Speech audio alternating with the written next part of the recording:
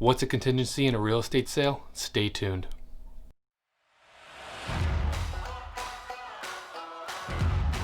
In this video, I just wanted to quickly go over some of the basic and more common contingencies that you'll encounter in an offer. But I will, in another video, go into more details about the home inspection, the other different kinds of inspections, the mortgage contingency, and the appraisal contingency. What is a contingency? I think the California Realty Training YouTube channel says it best. A contingency is a only if. To give an example, a buyer will purchase a seller's house only if it meets these criteria. Now, what are these things? What are these contingencies? Well, the first one, at least in Massachusetts, you would see in an offer, would be a home inspection. Now, the home inspection, I always recommend it. It is your choice. It is not required by law for you to do it. It does cost the buyer money, but I think it's always a good idea, even with a brand new house. Now, home inspection is not the only inspections you're able to do. There are lead, radon, and several others. I'll cover that in another video, so make sure you subscribe and ring that bell to get the notifications. The next typical contingency you'll see is an appraisal contingency. A real estate appraisal is done by a licensed professional and is a process of an opinion of your home's value. Who uses this appraisal? Well, the lender.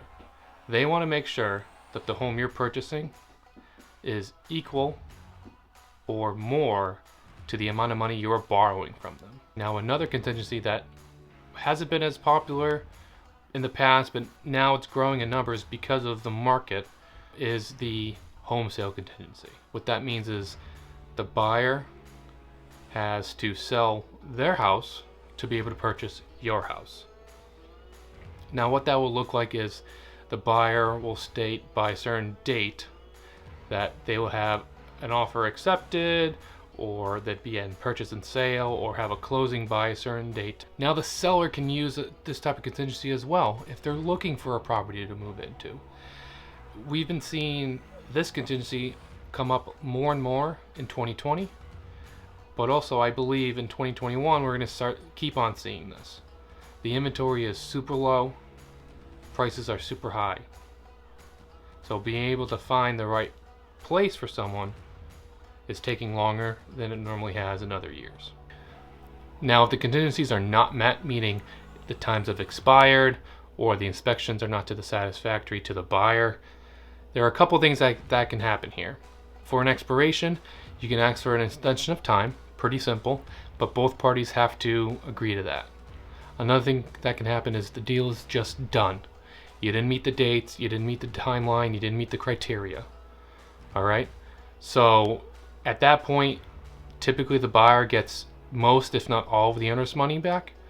But I would definitely leave that question to the attorney you're working with to specify what's the ramifications if these things aren't met. And the third thing that can happen is mostly with the inspections. If something happens, let's say you found a crack in a supporting beam downstairs in the basement, and you want to get a structural engineer in there to make sure that it's safe, that the house is not going to collapse on you in 6 months after you buy it. And you talk with the seller, like, hey, we found this in the home inspection. We're uncertain about it. We need to get a professional in here to look at it. And let's say that professional says, it's not too bad, but it is dangerous. It's going to cost you X amount. Let's say $5,000. A couple of things can happen now on this.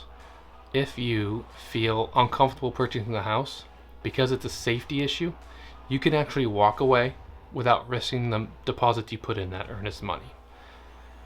Another thing you can do is go back to the seller and ask them to contribute all of that money or part of that money to get that fixed. And remember, guys, if you ever think you're going to run into one of these issues, or you just want to prepare yourself, talk to a licensed professional. Talk to your realtor. Talk to the attorney you're going to use, your real estate attorney that you're going to use. I emphasize real estate attorney.